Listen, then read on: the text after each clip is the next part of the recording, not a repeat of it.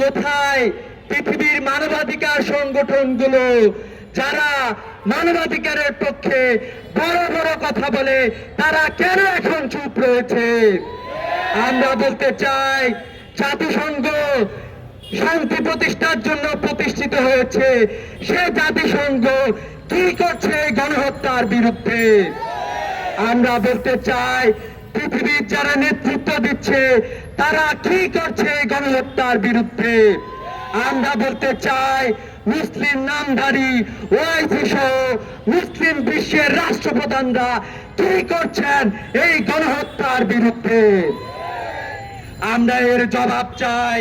পৃথিবীর প্রত্যেকটা মানুষ আমাদের কাছে গুরুত্বপূর্ণ। পৃথিবীর আফ্রিকার মানুষ যেরকম গুরুত্বপূর্ণ, অস্ট্রেলিয়ার মানুষ যেমন গুরুত্বপূর্ণ, প্যালেস্টাইনের মানুষরা আমাদের জন্য গুরুত্বপূর্ণ।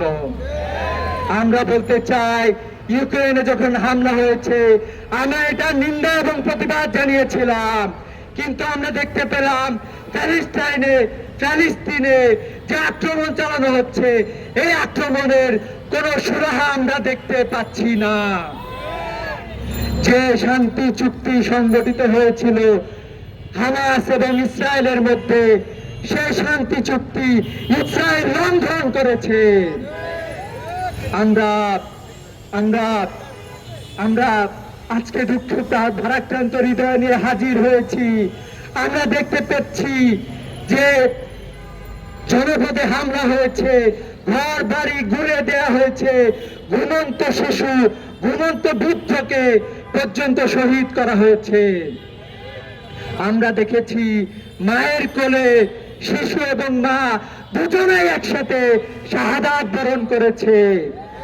আমরা দেখতে পেলাম যে একজন মানুষ আহত হলে তাকে যে হাসপাতালে দিয়ে চিকিৎসা করা হবে, সেই চিকিৎসা করানোর জন্য যে হাসপাতাল আছে, সেই হাসপাতালও ইহুদি বর্বর সন্ত্রাসীরা হামলা করে গুড়িয়ে দিয়েছে।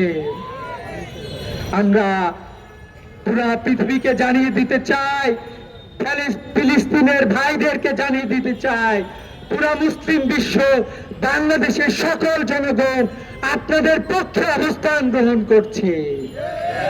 বিশ্ব প্রতিটি মানবতাবাদী, প্রতিটি ধর্ম বর্ণের মানুষরা আপনাদের পক্ষে অবস্থান গ্রহণ করছে।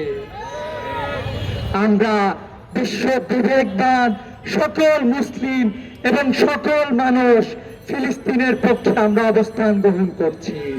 আমরা ইসরায়েলি বর্বর সন্ত্রাসীদেরকে হুঁশিয়ার উচ্চারণ করতে চাই, পুরো পৃথিবী আপনাদের বিরুদ্ধে অবস্থান গ্রহণ করে, ফিলিস্তিনের পক্ষে অবস্থান গ্রহণ করে এক দুর্বার আন্দোলন গড়ে তুলবে ইনশাআল্লাহ। আমরা দেখেছি গত বছরে ফিলিস্তিনে যখন আক্রমণ হয়েছে, তখন বিশ্বের প্রতিটি দেশের তরুণ শিক্ষার্থীরা, ইউরোপ আমেরিকার বিশ্ববিদ্যালয়ের শিক্ষার্থীরা পর্যন্ত প্যালেস্টাইনের পক্ষে অবস্থান গ্রহণ করেছে। আমরা বাংলাদেশ থেকে আহ্বান জানাতে চাই বিশ্ব বিবেকের কাছে যে আপনারা দ্রুত পদক্ষেপ গ্রহণ করুন, অন্যথায় আপনারা যে